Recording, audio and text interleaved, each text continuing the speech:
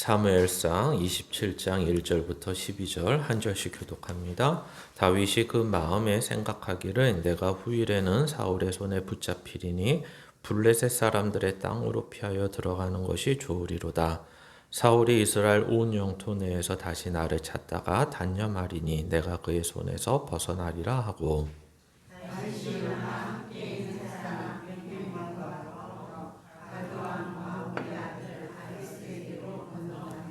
다윗과 그의 사람들이 저마다 가족을 거느리고 가드에서 아기스와 동거하였는데 다윗이 그의 두 아내 이스라엘 여자 아히노임과 나발의 아내였던 갈멜 여자 아비가일과 함께하였더니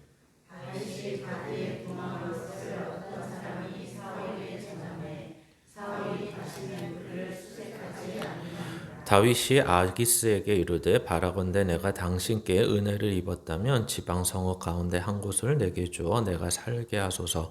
당신의 종이 어찌 당신과 함께 왕도에 살리이까 하니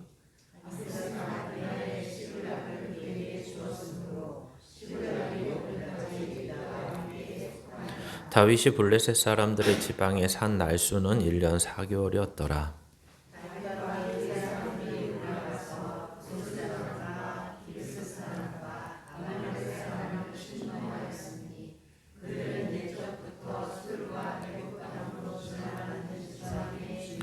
다윗이 그 땅을 쳐서 남녀를 살려두지 아니하고 양과 소와 나귀와 낙타와 의복을 빼앗아 가지고 돌아와 아기스에게 이르매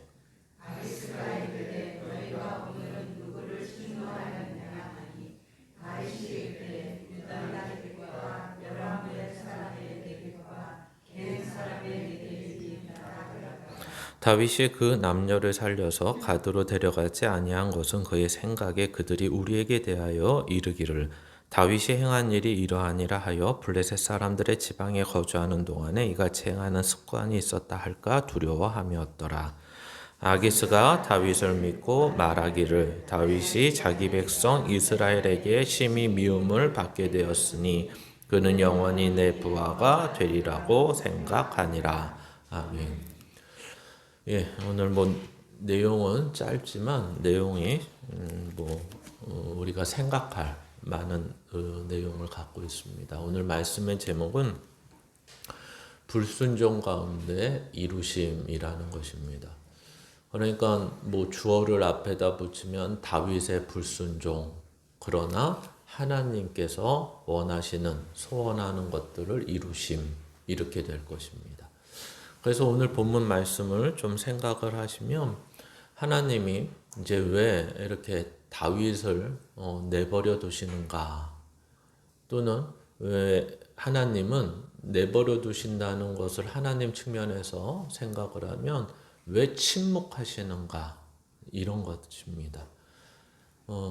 지금 오늘 다윗의 모습을 어떻게 이해를 하느냐에 따라서 이것도 조금 생각해 봐야 되는 거죠. 그래서 오늘 내용은 이런 것입니다. 이 생각 자체가 우리 이방인들, 그러니까 믿지 않는 자들에게도 또 믿는 우리에게도 동일한 내용의 생각이 될 것입니다. 우리는 가장 성경에서 또 많이 다루고 있고 또 우리가 생각하는 것 중에 하나는 왜 저렇게 죄악이 이렇게 판을 치는데, 그리고 부도덕하고 불합리하고 억울한 일들이 세상에 많은데 왜 하나님은 그들을 벌하시지 않을까, 이런 생각을 많이 하는데, 원래는 그런 생각보다 무슨 생각을 많이 하셔야 되냐면 내가 죄 가운데 있는데 왜 하나님은 나한테 벌하지 않으실까? 내가 하나님을 제대로 섬기지 못하는데 왜 하나님은 나한테 아무 얘기 안 하실까? 이게 반복이 되면 어떤 일이 일어나냐면 범죄라는 게 마찬가지죠. 심리학자들이 이론 같은 걸 많이 내잖아요. 그 중에 이제 깨진 유리창 이론 이런 게 있거든요. 멀쩡한데 누가 거기에 유리를 하나 깨고 그 유리를 갈지 않으면 그 깨진 유리창에 있는 주변들이 다 황폐화되고 폐허가 된다는 얘기입니다. 쉽게 얘기하면. 근데 유리창이 없으면 안 그러는데 하나가 깨지면 사람들이 거기에 쓰레기도 버리고 다른 유리창도 깨고 가는 사람이 있고 멀쩡히 가다가도 이런다는 거죠. 그러면 이제 거기가 맞다, 당연히 그래도 되는데 이렇게 되는 것입니다. 이제 우리도 마찬가지죠. 하나님을 처음 믿으면 좀 오해는 있지만 보통 하나님에 대해서 공의의 하나님, 그러니까 벌하시는 하나님, 구약을 보면 벌하시지 않습니까? 그리고 또 신약의 중심을 보면 이제 사랑의 하나님 이렇게 오해를 가지고 나누기도 하는데, 그렇기 때문에 마치 이런 거죠. 아, 죄를 지으면 처음에는 겁나고 두려웠다가 거기에 대해서 하나님이 아무 얘기가 없고 벌하시지 않으면 거기에 대해서 무뎌지는 거죠. 마치 요즘 아이들을 키울 때 무엇을 잘못했는데 벌이 없고 징계가 없고 훈계가 없는 것처럼 말입니다. 만약에 요즘 세상엔 그렇게 하면 오히려 잘못된 것처럼 말하는 세상 아닙니까? 근데 그게 없으면 그 아이는 어떻게 되냐면 그냥 아무도 나한테 뭐라고 안 하네. 그래서 심지어 요즘에는 우스갯소리로 이런 거잖아요. 지나가다가 고등학생들이 교복 입고 담배를 펴도 말하면 안 된다고. 말하면 오히려 다친다고. 이런 세상 아닙니까? 근데 저는 말하거든요. 야, 너네 담배 피는 건 내가 알 바 아닌데 왜 공원에서 피냐? 저쪽 내려가서 펴라, 내려가서. 이런 식으로. 그러면 애들이 말을 다 들어요. 이렇게 대드는 애들이 없어요, 실제. 근데 이게 잘못된 영화, 잘못된 이미지, 이런 것들을 심어줘서 그러는데, 그러니까 누군가는 훈계를 해야 되고 누군가는 그것이 뭐 성경적으로 볼 때 잘못이다, 잘못이 아니다. 왜 네가 지적하냐, 마냐가 아니라 이 사회를 살면서 공동생활을 하면서 서로 불편하고 잘못된 것, 또한 뭐 법으로 금지한 것들이 있는데 하고 있다면 그것을 누군가는 말을 해줘야 된다는 것입니다. 근데 하나님은 희한하시죠? 그런 식으로 말은 잘 안 하십니다. 물론 그것으로 인해서 고난을 받든지 시험이 드는 모습들은 항상 있죠. 그러나 그것도 좀 오해가 많이 있습니다. 당장은 하나님이 뭘 잘못했는데 거기에 대해서 벌하시지 않고 말씀하지 않는다 그래서 나중에 가서 하나님은 그걸 꼭 벌하시는 뒤끝 있는 하나님처럼 또 생각하는 사람들이 너무 많아요. 그러니까 오늘 본문 말씀을 그런 식으로 또 이해하는 사람도 너무 많아요. 예를 들면 이제 본문을 시작하지 않았지만 자기 생각대로 다윗이 움직였고 또 거기에다 살면서 뭐 거짓말도 하고 이런 것들이 당장은 하나님께서 어떻게 하지 않으시지만 나중에 가서 야, 가족들 다 뺏긴 거 봐라. 뭐 어떻게 된 거 봐라. 하나님은 결코 지금 다윗의 이러한 잘못을 내버려 두지 않으시고 나중에 꼭 벌하시는 하나님이다. 이런 식으로 설명을 하는데 하나님이 벌하셔서 그런 게 아니라요. 죄 가운데 사는 세상에서 우리가 죄를 저질렀을 때 또는 잘못했을 때 거기에 대한 죄에 대한 대가가 항상 있다는 얘기를 하는 것입니다. 즉 다시 말하면 하나님이 벌을 안 줘도 이 땅에서는 그 시스템 자체가 그렇게 된다는 거예요. 근데 그나마 잘못한 게 있는데 이 시스템상 죄라는 세상에서 사니까 결국 이런 벌이라는 것도 있는데 우리가 원래 억울한 건 뭐냐면 잘못한 게 없는데도 벌을 받는 것처럼 살 때가 진짜 억울한 거죠. 근데 더 억울한 건 뭐죠? 잘못한 게 많은데 아무런 벌을 받지 않고 사는 사람을 보면 마음이 더 힘들죠. 그러니까 이게 죄라는 시스템 속에 살 때 이거는 공평한 것도 없고 합리적인 것도 없고 어떤 대가를 꼭 치르는 것도 아니고 그래서 우리는 옛날 전래동화나 옛날에 내려오는 뭐 이런 구전동화를 다 들으면 다 권선징악, 인과응보라는 것에 그 틀에서 보다 보니까 다 이런 식으로 이해를 하는데 절대 살다 보면 세상은 그렇지 않다라는 것입니다. 그래서 오늘 본문의 내용하고 연관해서 들어가면 이런 거죠. 왜 사울은 불순종으로 저렇게 됐을까? 그러면 우리가 딱 생각했을 때 항상 생각하는 거지만 그럼 다윗은 어떻게 해서 복을 받고 어떻게 해서 하나님의 사람이 되고 어떻게 해서 이스라엘 왕이 되나라고 했으면 우리는 공식처럼 이해를 하는 거죠. 그래, 사울은 불순종해서 그렇게 됐으니 다윗은 어떻게 해야지 하나님의 마음에 합한 자가 돼요? 순종해야 되죠. 근데 눈을 씻고 찾아봐도 순종은 10개 중에 한 두세 개? 나머지 7, 8개는 다 불순종입니다. 그런데도 하나님은 다윗에게는 이상하게 은혜를 베푸시고 자비를 베푸시고 긍휼히 여기시고 그 몇 개 잘한 것 때문에 뭐라고도 하시냐면 내 마음에 합한 자라고까지 말씀하십니다. 그러면 도대체 이거는 아무리 봐도 합리적이거나 효율적이거나 평등한 모습이 아니라는 거죠.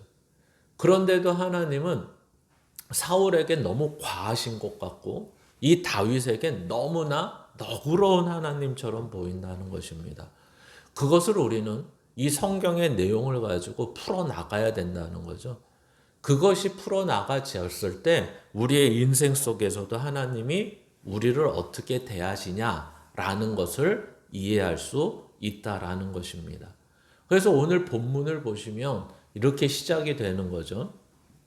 다윗이 망명을 하는 데 있어서 그 망명을 어떤 식으로 진행해 가는가라는 것입니다. 그래서 성경은 오늘 어떤 그 마음에 생각하는 것, 그 마음의 결정을 내린 것이 뭐냐면 바로 망명을 이야기하는 거죠. 우리가 저번 주 26장을 보면서 다윗이 이런 얘기를 합니다. 도대체 나에게 계속 이런 식으로 하시면 나는 이방인처럼 다른 땅에 가서 살 수밖에 없습니다를 이미 복선에 깔고 있었던 것입니다. 즉 다시 말하면 여기서 27장에 와서 그렇게 생각한 것이 아니라 이미 26장에서부터 그 마음에 지금 이러한 생활 자체가 너무 고달픈 거예요. 이렇게 피해서 살아야 되고 도망쳐서 살아야 되고 눈치를 보며 살아야 되고 내가 잘못한 게 없는데 사울은 나를 계속 죽이려고 이 강원도만한 땅덩어리에서 3천 명을 데리고 와서 나를 맨날 찾겠다고 하니까 내가 사울을 죽일 수 있는 것도 아니고 또 사울 안에 어떤 장군들이 구테타를 일으켜서 나를 왕으로 세워주는 것도 아니고 아무런 답이 없는 거죠. 아무리 생각해도. 여기 있다가는 1절의 얘기처럼 언젠가는 잡혀 죽겠구나 라고 생각하는 것입니다. 근데 현실은 그럴 수밖에 없다라는 걸 보여주고 있어요. 그러니까 왜 이렇게 표현을 하냐면 거꾸로 얘기하면 현실 때문에 뭘 지키지 못하는 거죠? 믿음을 지키지 못하는 거죠. 우리가 그러면 이렇게 다른 사람을 보며 평가할 때는 쉽죠. 야, 다윗이 믿음이 없구나. 야, 이때까지 하나님이 사울에게 쫓기면서까지 하나님이 지켜주시고 보호해 주시고 인도해 주시고 너 생명은 절대 뺏기지 않을 거라는 거 알려주시고 등등등 다 경험하고 알고 있는데도 왜 굳이 이런 생각을 할 수밖에 없는 현실이냐라는 것입니다. 근데 그것 우리도 마찬가지입니다. 그렇죠? 하나님이 지켜주십니까? 하나님이 보호하십니까? 하나님이 함께 하십니까? 그럼 우리는 거기에 대해서 다 아멘을 할 것입니다. 그런데 그거에 대해서 진짜 믿고 사십니까? 그럴 때 우리의 삶은 우리의 생각을 가지고 살지 그 믿음을 가지고 살지는 잘 못한다는 것입니다.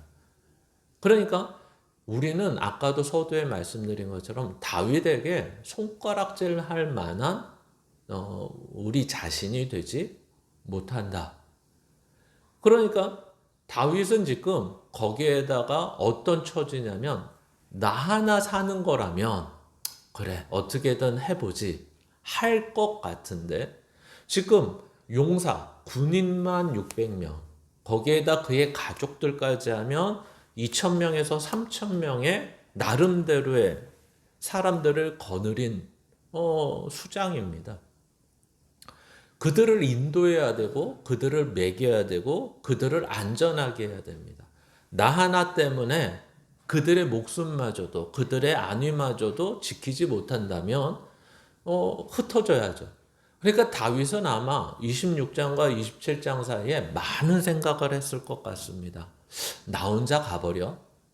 나 혼자 가면 이 사람들은 사울이 더 이상 쫓을 필요 없이 뭐 우리나라식으로 얘기하면 뭐 화전민으로 살든지 자연인으로 살든지 그냥 흩어져서 어떻게든 살면 되는데 하면서 여러 가지 생각을 했는데 결론은 뭐였냐면 야, 그럴 필요 없다. 더 이상 이 땅에 대한 미련이 없다. 이렇게 해서 망명을 하는 것입니다. 피신을 하는 거죠. 근데 여기에서 우리의 생각하고 조금 다른 시대적 배경이 있습니다. 즉 다시 말하면 땅을 옮긴다는 건 어떤 의미가 있냐면 신앙을 놓친다는 것입니다. 그래서 26장에 이방인의 땅으로 가는 것을 뭘로도 취급을 하냐면 이 나보고 이방신을 믿으란 말입니까?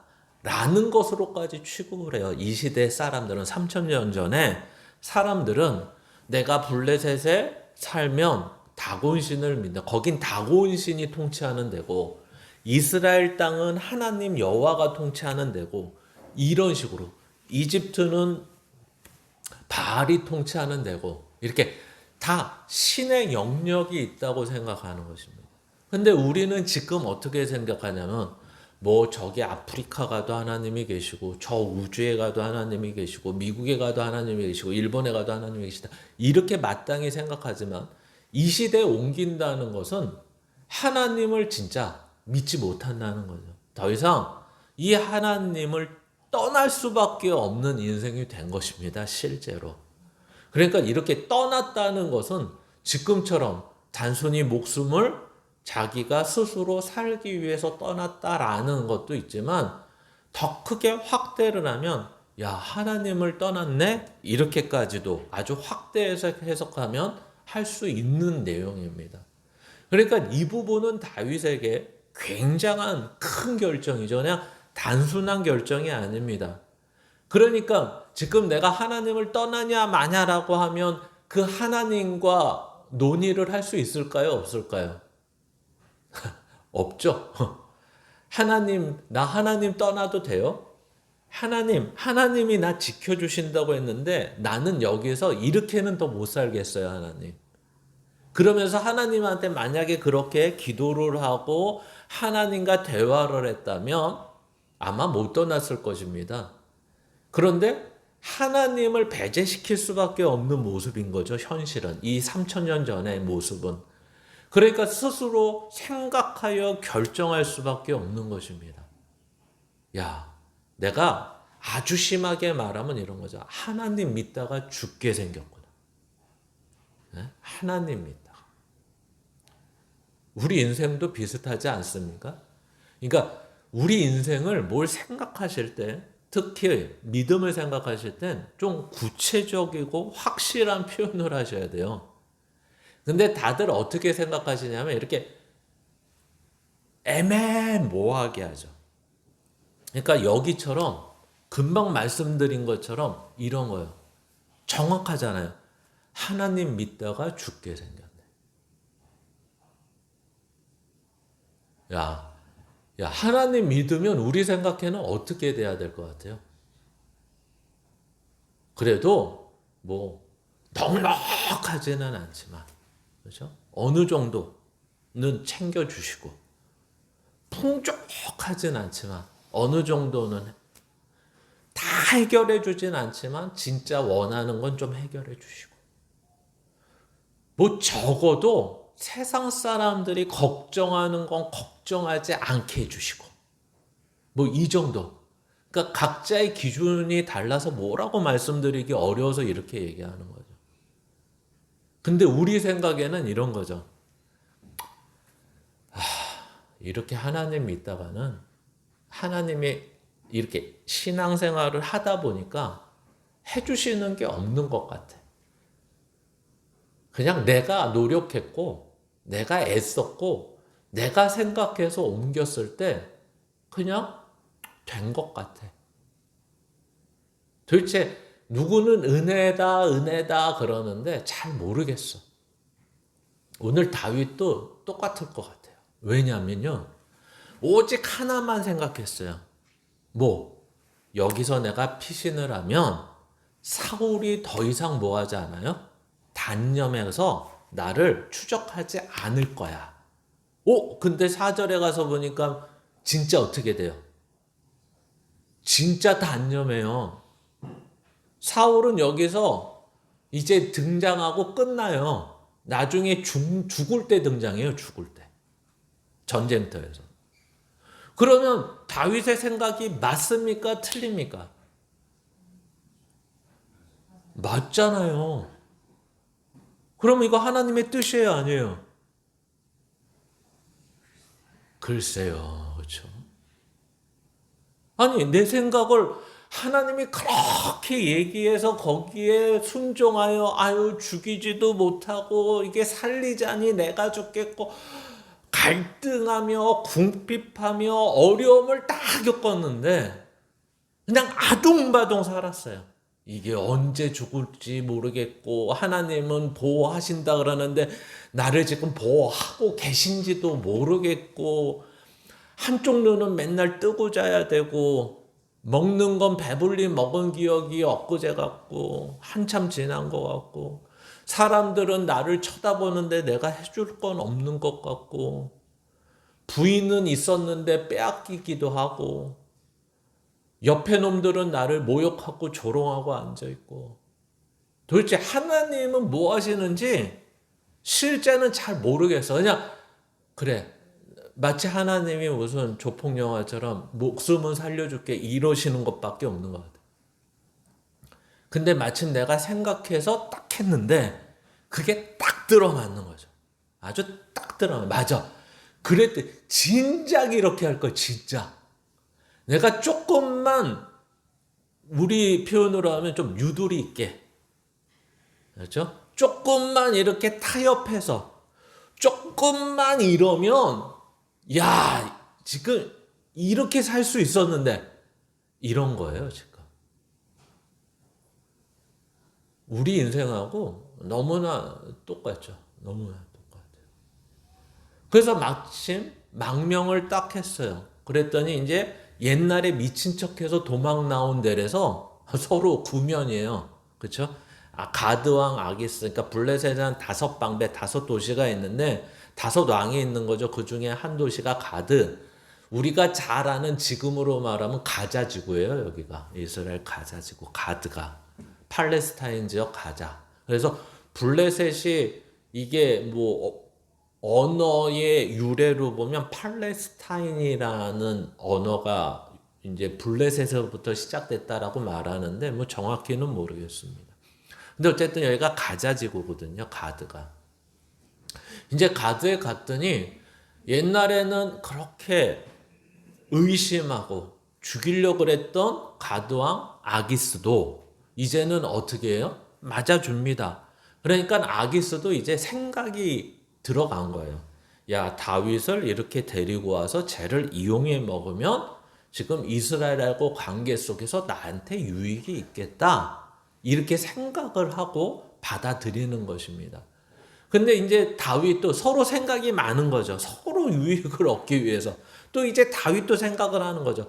저번처럼 쟤랑 같이 있다가는 또 주변에서 또 날 죽이지 못해서 안달이 날 테니까 그러면 슬쩍 지금 내 같이 데리고 온 사람도 2, 3천 명 이제 되니까 영향력이 있고 그러니까 가드왕 아기스한테 이렇게 얘기하는 거죠. 지금 이 수도에서 이 왕궁에서 이 많은 사람들과 같이 지내려면 왕도 힘드시니까 우리에게 저 옆에 한 곳이 있습니다.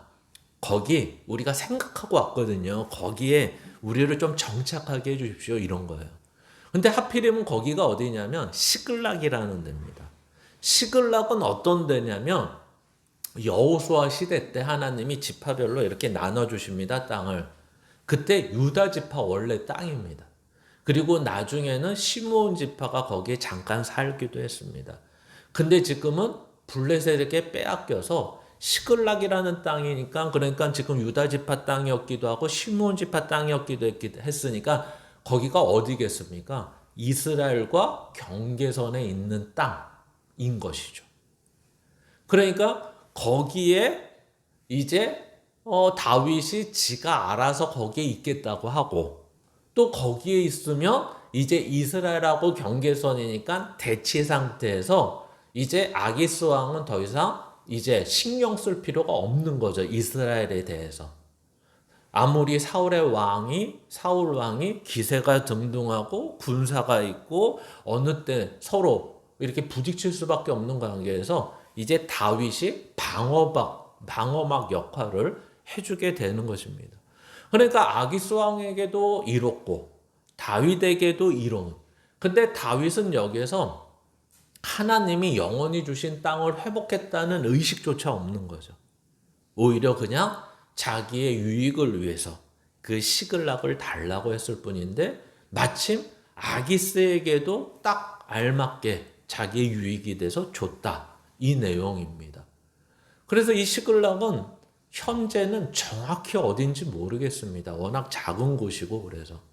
그랬는데 어쨌든 간에 이 예루살렘 밑에 정도, 가자지구 경계선, 남방 경계선, 여기에서 보시면 아까 우리가 읽을 때 어떤 얘기를 읽었냐면 네겝이라는 표현을 봤는데, 그 네겝은 어떤 지역이 아니라 남쪽이라는 뜻입니다. 뭐 어찌됐든 간에. 그래서 이러한 모습들을 시글락에 이제 정착하게 됐고, 이제 아기스 왕의 눈도 피하고 하나 또 사울 왕도 피하여 오랜만에 이들의 세상을 맞이했다라는 것으로 시작이 됩니다. 그리고 아까 말씀드린 대로 다윗은 이제 자기 생각이 딱 떨어져 맞고, 이제 사울 왕은 더 이상 그 다윗을 쫓지 않고 단념했다는 것으로 이 내용을 마감을 합니다. 근데 이제 두 번째 얘기가 하나 더 나옵니다. 그러면 시글락에서 어떻게 살았냐? 이런 거죠. 그러면 시글락에서 농사 짓고 목축하고 우리끼리 서로 좋았더라, 감사하며 살았냐? 라고 했을 때 아니었다. 다윗도 본색을 드러냈더라. 다윗도 양아치였더라.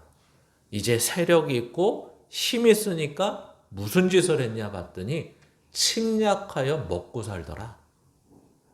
침략할 뿐만 아니라 그 증거를 없애기 위해서 다 죽이더라. 블레셋하고 다를 바가 없어요. 어쩌면 그럴 수 있느냐, 다윗이 하루아침에 바뀌어버려요. 어떤 식으로? 우리 지금 나에게 있는 2-3천 명의 식솔들을 먹여 살려야 되는데 아기스의 눈치도 봐야 되고 내 고향 이스라엘의 눈치도 봐야 되니까 서로 거짓말을 할 수밖에 없는 거예요. 그리고 지금 이 상태에서 아기스에게 우리가 옛날 사대주의였을 때 중국에 조공을 바치는 것처럼 이제 약한 자기들이 거기에 살 수 있는 이유 중에 하나가 조공을 바치는 거거든요. 그래서 아기스에게 뭐 짐승들, 가축들, 먹을 것들을 조공을 바치는데 아기스가 묻는 거죠. 야, 너도 어떻게 가자마자 이것들 다 어디서 났어? 야, 다윗 대단한데? 이랬더니 다윗이 뭐라고 그러냐면 이스라엘 경계선 남쪽 지역에 있는 이스라엘의 경계선에 있는 내 고향 사람들을 쳐가지고 훔쳐가지고 왔다는 거예요. 근데 실제는 어디를 해서 훔쳐요? 지금 이스라엘과 계속 부딪히는 부족, 이방 부족, 특히 여기에서 우리가 익숙한 아말렉 같은 애들, 걔네들을 쳐가지고 걔네들한테 빼앗은 거예요. 그리고 나서 아까 말씀드린 것처럼 어떻게 하죠? 또 얘네들 중에 또 고자질하거나 정보원이 있을 수 있으니까 어떻게 해요? 침략하는 곳곳마다 먹을 만한 것, 가질 만한 것은 다 빼앗고, 그리고 거기 있는 사람들은 다 어떻게 해요? 몰살시켜버려요. 살인을 해버립니다. 그래야지 어떻게 되니까? 아기스에게 내가 말한 거짓말이 들통나지 않기 때문에. 그러니까 다윗이 이제는 삶이 이제 우리나라 속담으로 하면 뭐 곡간에서 임신 난다. 그러니까 쌀독에서 쌀이 가득 찼을 때 이제 거기에 대해서 자비도 베고 은혜도 베푸는 거지. 인심이 생기는 거지. 내 쌀독이 비어 있으면 다른 사람한테 줄 생각을 안 한다는 속담이 있지 않습니까? 이제는 다윗이 아예 미쳐버린 사람 같아요. 제가 너무 과하게 얘기하나요? 이 내용을 보시면서 그렇게 느끼셨습니까? 근데 이걸 어떤 주석서를 보면 다윗이 지혜로웠다. 이렇게 표현을 해요. 큰일 날 소리 하시는 거예요. 그리고 어떤 성경, 어떤 주석을 보면 하나님의 도덕의 기준은 다르다. 이렇게 표현하기도 아니요. 그렇지 않아요. 지금 다윗은 진짜 이방인과 같은 짓거리를 하는 거예요. 그러면 어떻게 해서 다윗은 이 짓거리를 할 수 있느냐라고 했을 때 아까 이미 언급한 대로 여기엔 누가 없는 것처럼 하나님이 없는 것처럼 느끼기 때문에 그래요. 마치 아이들이 이렇게 영악하다 못해 사악한 애들을 보면 자기가 처한 환경에 따라 다르게 그 모습을 보이죠. 뭐 부모가 엄하고 무서우면 거기에선 말을 잘 들어. 근데 학교 가서 자기보다 다 약한 애밖에 없으면 거기선 지가 왕이야. 다 패고 다니고 뺏고 다녀. 그리고 선생님만 들어오시면 너무 또 모범적인 아이야. 무슨 다중인격도 아니고 이런 아이들이, 이런 어른도 있죠. 이런 어른. 그 환경과 있는 곳에 따라 또 어떤 사람이냐에 따라 또 이런 어른들도 있죠. 그러니까 다윗은 그런 다중인격을 얘기하는 것이 아니라 하나님 없는 곳, 하나님이 없다고 생각하는 곳에서 그가 한 행동을 보여주는 것입니다. 이제 더 이상 하나님을 의지할 필요도 없어요. 하나님께 기도할 필요도 없어요. 오히려 어디까지 가죠? 그래, 기도 안 하고 의지 안 와도 돼. 안 와도 돼? 이건 아니고. 그래, 거기까진 그래. 너가 지금까지 마음에 상처 있고 힘든 거 알아. 그러니까 하나님을 더 이상 난 보기 싫어요. 하나님 잠깐 저한테 시간을 주세요. 이럴 수 있어. 근데 지금은 어디까지 가죠? 거기서 한 발 더 가서 하나님 싫어하는 것들을 하기 시작하죠. 하나님 앞에 불순종하는 자리까지 들어가는 거예요. 뭐 이거는 실수도 아니고 이거는 어떻게 하다 보니까 그렇게 된 것도 아니고 그냥 선을 확실하게 넘어요. 야, 이제 나는 요 전까지 26장까지는 막 눈물도 흘리고 하나님 편에 서서 하나님 나 쟤 못 죽여요 막 이러기도 하고 야, 저것들이 날 배신하는데 내가 그래도 구원하러 그 일나라는 데 가서 살려주기도 하고 나한테 아무 보상이 없는데도 열심히 하나님의 뜻대로 순종하며 산 모습들도 있었는데 어느 순간 26장을 딱 지나고 27장에 자기 생각대로 딱 하기 시작하면서 딱 그 땅을 넘어서다 보니까 이제는 어디까지 가요? 하나님의 반대쪽에 서서 사는 다윗을 보는 거예요. 그래, 세상에서는 하나님도 다 눈 감아 주실 거야.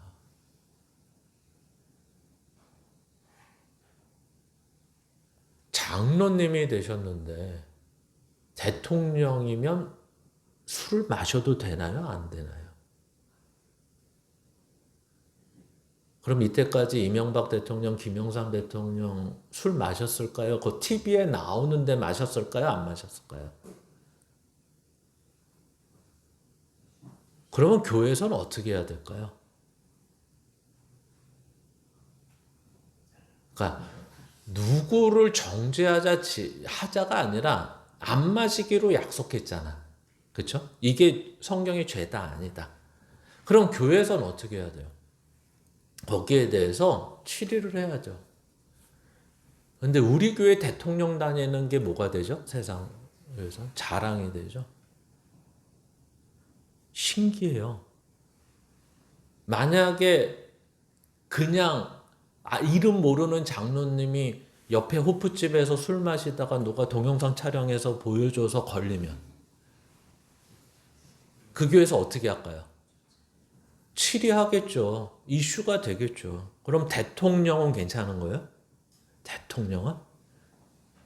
하나님 나라의 사람보다 한국 국가의 대통령이 더 이렇게 크고 높고 이런 거예요? 그러니까 누구를 지적하고 정죄하자의 모습이 아니라 다윗은 괜찮은 거예요? 다윗은? 근데 이게 문제가 생겼어요. 어떤 문제가 생겼을까요? 다윗은 괜찮대요. 취하지만 않으면 돼. 그럼 저도 다음 주부터 술 냄새 풍겨도 취하지만 않고 음주 측정만 안 걸리면 우리 매주 한 잔씩 하면서 교제 나누시고 이렇게. 이 얘기를 하는 이유는 그래서 참 어려워요. 왜 어려울까요? 하나님은 괜찮대요. 하나님. 그 괜찮대가 야, 너는 괜찮아서 괜찮은 게 아니에요. 근데 이제부터 그 얘기를 좀 하려고 그래요. 그래서 오늘 본문 이해로 가시면 이렇게 돼요.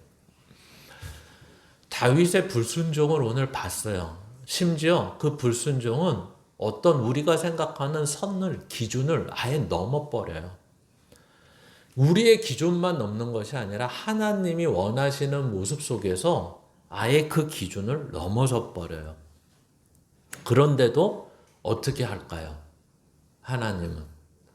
이걸 이해하려면 이제 로마서 11장의 내용을 이 다음 장 한번 같이 읽어보셔야 됩니다. 같이 읽겠습니다. 시작. 너희가 전에는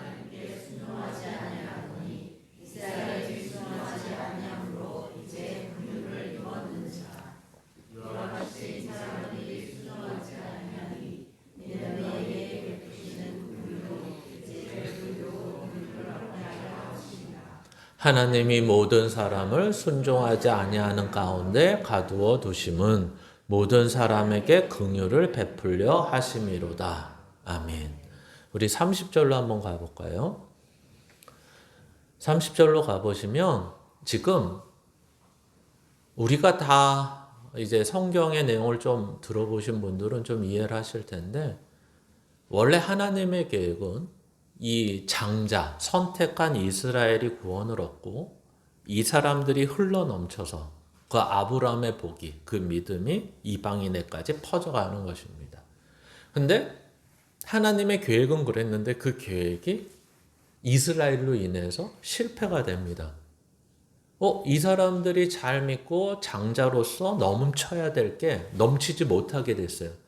그러면 하나님이 계획하신 것은 넘쳐야 되는 건데 그럼 못 넘쳤냐? 그러지 않다는 얘기를 하는 거예요. 얘네가 실패해도 하나님은 실패하지 않았다면서 넘쳤대요. 근데 그 넘칠 수 있었던 게 뭐였냐? 긍휼이다, 긍휼. 하나님의 긍휼하심이 지금 이 이방인을 구원하셨다 이렇게 얘기하는 거예요. 그러면 이제 축약해서 이런 거죠. 그럼 구원은 어떻게 받았냐? 이 하나님의 긍휼하심과 하나님의 선하심과 하나님의 은혜와 하나님의 사랑으로 받은 것이다. 이렇게 얘기하는 거예요. 근데 이스라엘은 그러면 어떻게 될 것이냐? 얘들은 지금 하나님의 말씀에 순종하여 이렇게 그 순종하는 것으로 인해서 넘쳐 흘렀어야 되는 게 순종하지 않음으로 못 넘쳤잖아요. 그럼 얘는 끝났냐? 아니다. 왜냐하면 지금 하나님을 알지 못하는 애들도 이방인들도 어떻게 구원을 받았다고요? 하나님의 선하심과 긍휼과 은혜와 자비로 받은 것처럼 얘네가 순종하지 않은 건 맞는데 나중에는 얘네도 하나님의 긍휼을 입어서 받을 거다. 이런 얘기를 하는 거예요.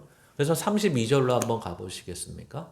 근데 하나님은 어디까지 괜찮다라고 하시냐면 여기까지 괜찮다라고 하신다는 거예요. 어디까지? 하나님이 모든 사람을 순종하지 아니하는 가운데 가두어 두시는 데까지. 그러니까 어디까지 허용을 하시냐면 하나님이 없다. 하나님이 없을 뿐만 아니라 난 하나님의 뜻대로 거부하면 산다. 또는 하나님은 있는 거 알지만 난 하나님한테 불순종하며 산다. 나는 하나님 없는 사람처럼 산다. 하나님을 거부하면서 산다. 불순종하면서 산다. 까지 하나님이 불순종 가운데 가둬두셨다는 것은 거기까지 내가 허용하고 허락한다. 이 얘기를 하는 거예요. 이것을 다윗으로 끌고 오면 이런 거죠. 야, 다윗, 너 지금 너 목숨 하나 때문에 나한테 지금 섭섭한 거 알아, 하나님이. 야, 근데 그렇게까지 하면 안 되잖아. 원래 이러셔야 되는데 이러는 거예요. 해봐. 너 해봐. 그래, 어디까지 하나 보자. 그래, 사람들 다 죽여. 내가 제일 싫어하는 게 그건데 그렇게 해. 하나님 없는 사람처럼 그래, 해. 다 해. 원래 이게 진짜 하나님이 이런 식으로 얘기하면 우리는 느낌이 어떠실 것 같아요? 원래 엄했던 아빠가 어느 날 아들이 사고치고 딱 오더니 나 이제 아버지 말 안 듣고 막 했더니 아버지가 몽둥이 들고 후려패는 게 아니라 이제는 야, 그래, 너 알아서 다 해. 하고 싶은 대로 다 해. 그러면 이 아들의 느낌이 어떨까요? 야, 이건 또 뭐지? 이거 아닌데? 막 이런. 근데 이게 딱 나타났으면 이럴 텐데 하나님이 나타나지도 않았어. 그냥 다윗은 자기 마음에 생각하기를 이렇게 되는 거죠. 자기 마음에 생각하기를. 근데 그 생각의 내용이 문자적으로 1절에는 그렇지만 실제는 뭐예요? 나 이제 하나님을 떠나야 될 것 같아. 그리고 이제 하나님의 말씀대로 사니까 아주 속이 뒤집어져. 그냥 저걸 확 죽였어야 되는데. 그렇죠? 그러니까 저걸 이 땅에선 못 죽이겠어. 그러니까 이랬던 거예요, 실제는 어떻게 보면. 내가 사울이 우리 땅으로 넣으면 그때 확 죽여버릴 것 같은데 그게 아니라 이 땅에 하나님이 통치하는 데서는 내가 하나님의 통치에 순종해야 되니까 참았는데 난 더 이상 이제 이런 땅에서 답답해서 못 살겠어. 하나님의 통치고 나발이고 필요 없어. 그냥 갈 거야. 나. 갈 거야. 그리고 여기서는 어떻게 살 거야? 하나님이 다스리는 데가 아니라고 생각하니까 어떻게 해요? 그냥 살 거야. 저들처럼 살 거야. 아니, 저들이 한 거, 저들이 우리 애들 10명 죽였어? 그럼 난 100명 죽일 거야. 저들이 지금 날 또 고발하려고 그래. 나 그런 거 이제 더 이상 못 참겠어. 예전에 우리 고향 사람들도 저 짓을 하더라고. 난 아무 잘못 없는지 우리 고향 사람들도 우리 지파 사람들 다 아는데 저것들이 나를 고소하더라고. 아니 어느 때는 저들을 살려줬는데 저것들이 나를 고소하더라고. 저것들이. 하여튼 머리 검은 짐승들은 다 그런 것 같아. 이런 생각을 하는 거죠.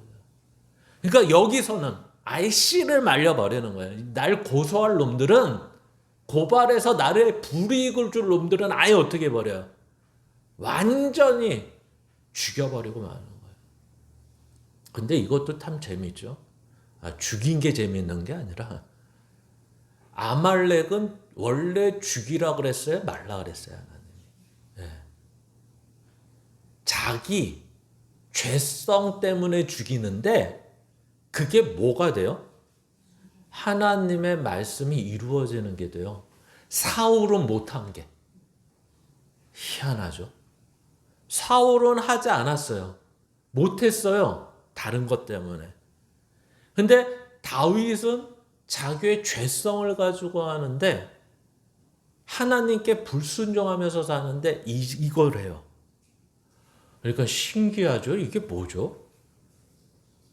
다윗은 지금 하나님을 떠난 것 같고 하나님이 없는 땅에서 자기의 생각대로 사는데 그러면 이 불순종이 순전히 100% 뭘로 채워져야 되냐면 죄로 채워져야 되는데 어느 건 죄 같은데 어느 건 하나님의 뜻을 이루는 내용이 돼요. 시글락도 마찬가지고 아말렉을 진멸하는 것도 마찬가지고 이러한 것들을 보여주는 거예요. 그러니까 이 내용이 무슨 내용인가 봤더니 이런 거예요. 첫 번째는 하나님의 통치는 구약이든 신약이든 상관없이 여기에만 땅이라는 영토라는 데만 국한된 게 아니라 전체를 다 아우르고 있구나. 즉 우리가 아는 표현으로 얘기하면 하나님의 눈을 피할 곳은 없구나. 하나님이 다스리지 않는 곳은 없구나. 우리는 이게 보편적인 얘기지만 다윗을 통해서 보여주는 것은 그 내용이죠. 그리고 하나님은 이 모든 곳에서 하나님의 사람이 심지어 긍휼로 구원을 해주실 뿐만 아니라 그 사람의 삶 속에서도 구원 이후에서도 하나님의 은혜와 긍휼이 여전히 작용하고 있구나. 책임만 있지 않구나. 즉 다시 말하면 순종하면 이뻐해주고 불순종하면 벌 주시는 하나님이 아니라 구원 이후에도 우리의 삐딱한 마음이 우리의 죄성이 발동해서 하나님을 거부하고 불순종하는 자리까지 가도 상관없다고 하시는구나. 왜? 처음부터 긍휼과 은혜로 구원을 받은 것처럼 그래서 우리를 완전케 하신 게 아니기 때문에 오늘도 하나님은 그 긍휼과 은혜가 여전히 우리 가운데 임하고 계시는구나. 이렇게 이야기하는 것입니다. 그러면 이제 여기서 끝나면 무슨 일이 생길까요? 다음 주부터 교회를 안 나오시겠죠. 왜 안 나올까요? 이래도 되는구나. 내가 좀 교회 쉬었다가 믿음으로 안 살다가 그래도 하나님은 나중에 구원하실 텐데 라고 생각하시면 참 곤란하죠. 그래서 두 번째 얘기를 좀 보려고 합니다. 두 번째 얘기는 뭘까요? 하나님과의 관계입니다. 왜 하나님은 이렇게 하실까요? 이런 것입니다. 그래서 여기 써 있는 것처럼 하나님은 율법이 아닌 은혜로 다스리시고 우리를 법이 아닌 사랑으로 관계를 맺고 계시기 때문에 그렇습니다. 이게 중요하죠. 율법이나 법이나 이런 건 언제 오죠? 구원받은 이후에 오죠. 그러한 것들은 왜 오죠? 하나님의 사람으로 살아가는 복을 받으라고 오는 거지. 그것이 구원을 이루는 내용이 된다든가 그걸 안 지키면 구원을 빼앗기는 내용이 되지 않기 때문에 그렇습니다. 근데 어떤 사람은 생각하기를 이렇게 생각을 하죠. 구원을 은혜로 받았어도 이 땅의 성화의 과정 거룩하게 되어져 가는 것에는 채찍이 필요하고 징계가 필요하고 벌이 필요하고 이런 것을 통해서 하나님이 만들어 가시면 우리는 꼼짝 못하고 하나님의 사람으로 만들어지고 좋아질 텐데 왜 하나님은 이렇게 하시냐라고 했을 때 바로 세 번째 얘기가 바로 이겁니다. 뭐 때문에 그러냐?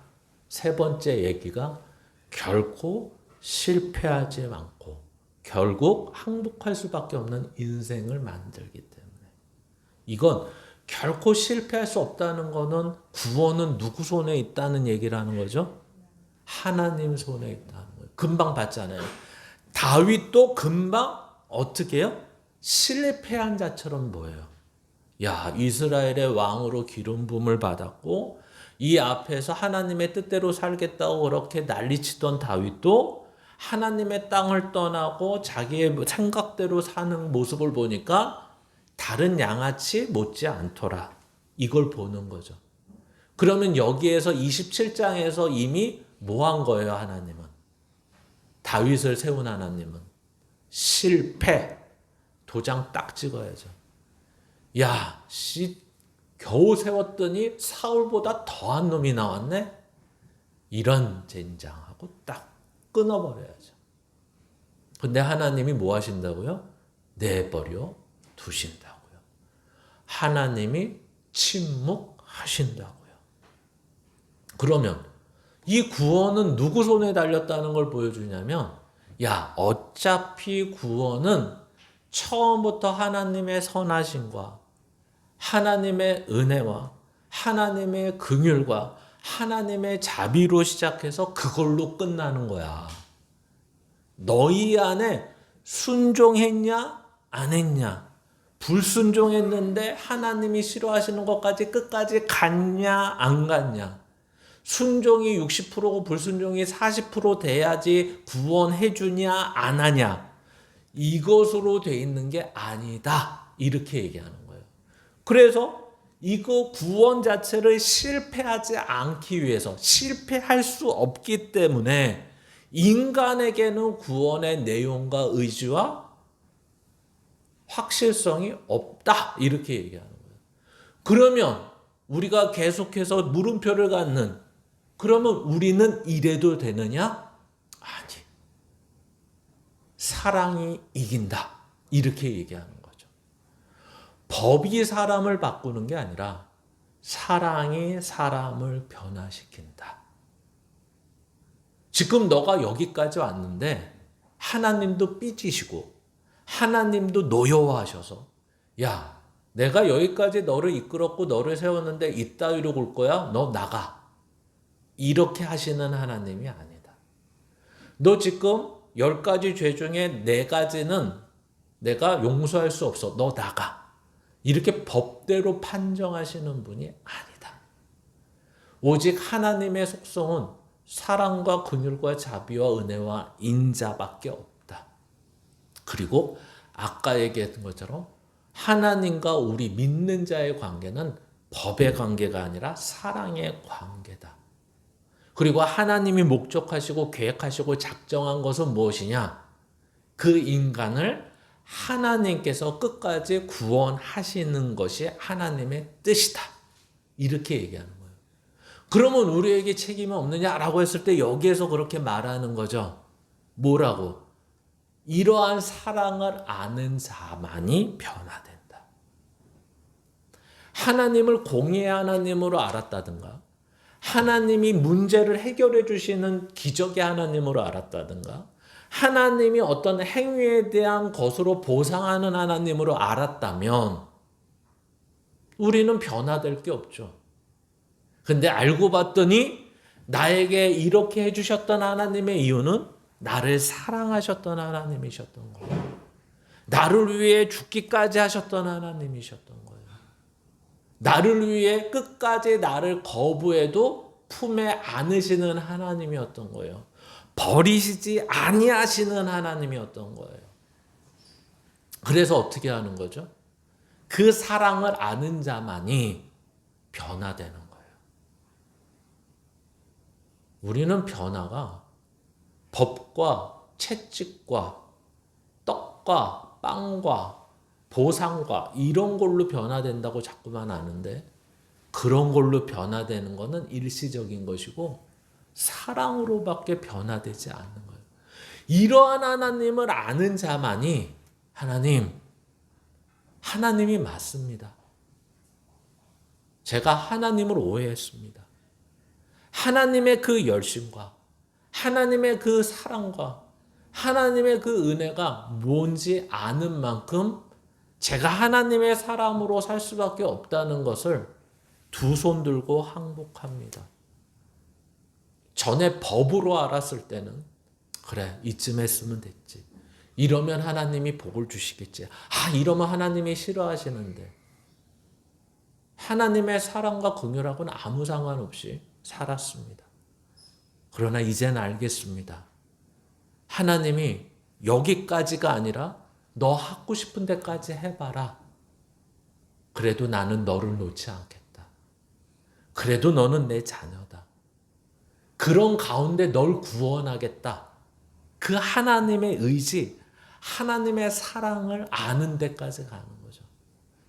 그러니까 그런 너를 포기하지 않겠다. 그런 너를 살리겠다. 그런 너를 구원하겠다. 이게 하나님이 우리에게 오늘 사무엘상 27장에 다윗에게 하신 일이 바로 지금 우리에게 하고 계시는 것입니다. 이제 우리는 알게 됐습니다. 내가 지금 하나님을 부르지도 않고 하나님을 찾지도 않고 이제는 하나님께 소망도 없고 새해가 왔는데 하나님께 아무런 기대도 없고 하는데 야, 그래. 너 그럴 수 있어. 하나님이 그러고 계시는 거죠. 근데 하나님은 너한테 기대하고 있어. 하나님은 너한테 비전을 줬어. 하나님은 너를 끝까지 포기하지 않을 거야. 하나님은 너가 내 사랑을 아는 데까지 나는 놓지 않아. 하나님은 우리에게 새해를 맞아서 이렇게 기대와 소망을 하고 계시고 그것을 마침내 이루실 수 있는 분이라고 말씀하고 있는 거예요. 그래서 로마서 8장 29절 같이 읽습니다. 시작. 하나님의 은사와 부르심에는 후회하심이 없느니라. 아멘. 이것을 세 번역은 뭐라고 얘기했냐면요. 하나님께서 주시는 고마운 선물과 부르심은 철회되지 않습니다.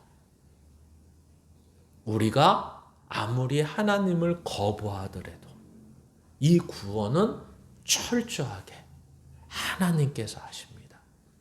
그리고 이것은 우리의 어떠함으로 처음부터 구원받지 않았기 때문에 그 어떠함이 심지어 하나님을 거부하는 것이 우리의 구원을 철회시키지 않습니다.